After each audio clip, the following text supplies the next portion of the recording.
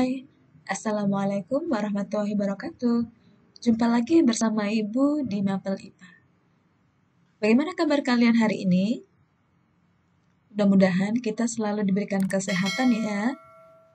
Oke, anak-anak, hari ini kita akan belajar tentang fotosintesis.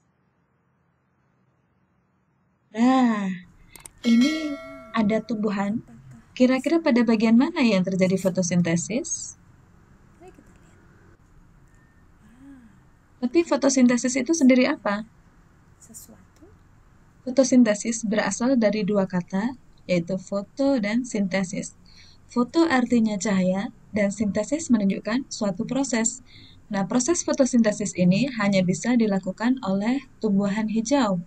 Jadi jamur tidak bisa melakukan proses fotosintesis karena jamur tidak memiliki klorofil. Kita lihat di sini, ini adalah akar yang tertutup tanah, di mana pada tanah ini terdapat unsur hara dan air. Nah, akar yang bercabang-cabang ini terdiri dari rambut akar yang bertugas untuk menyerap air, memperluas permukaan untuk menyerap air. Nah, ini air akan terserap dengan gaya kapilaritas menuju ke batang, dari batang akan ke ranting, dan dari ranting akan ke daun. Pada bagian daun inilah terjadi proses fotosintesis dengan bantuan sinar matahari, yaitu sinar ultraviolet. Sinar ultraviolet ini akan membantu pemecahan air menjadi oksigen dan hasil lainnya adalah energi. Oksigen akan dilepas ke udara, sementara energinya akan dilanjutkan untuk proses fotosintesis selanjutnya, yaitu menghasilkan glukosa dengan bahan baku karbon dioksida. Jadi ada dua tahap reaksi fotosintesis di sini. Tahap satu adalah air dipecah oleh ultraviolet menjadi oksigen dan energi yang dihasilkan akan digunakan pada tahap kedua, yaitu perombakan karbon dioksida menjadi glukosa.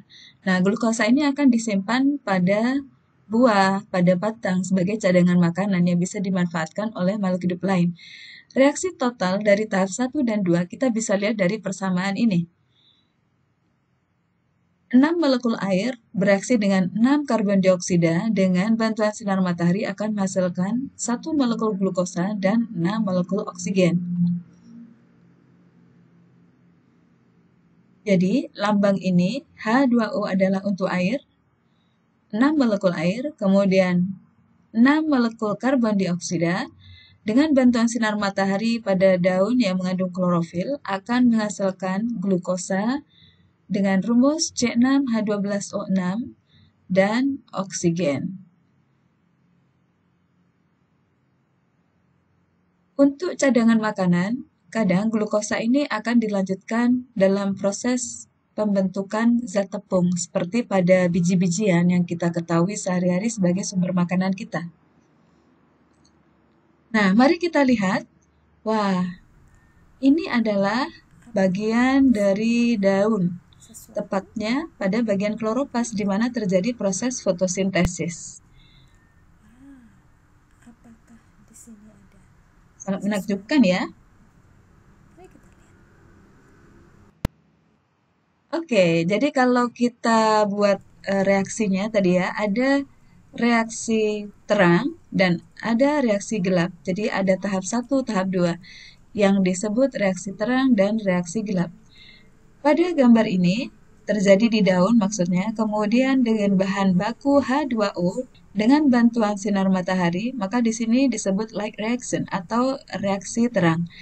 Kemudian hasil dari reaksi terang ini adalah selain oksigen adalah ATP. Ini adalah bentuk energi dan NADPH.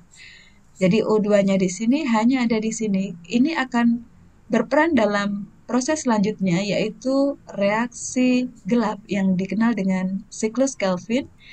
Kemudian proses ini menggunakan bahan baku karbon dioksida dan energi dari tahap 1 menghasilkan sugar atau kita kenal sebagai glukosa. Bisa juga nanti reaksi lebih lanjut akan menghasilkan amilum atau zat tepung.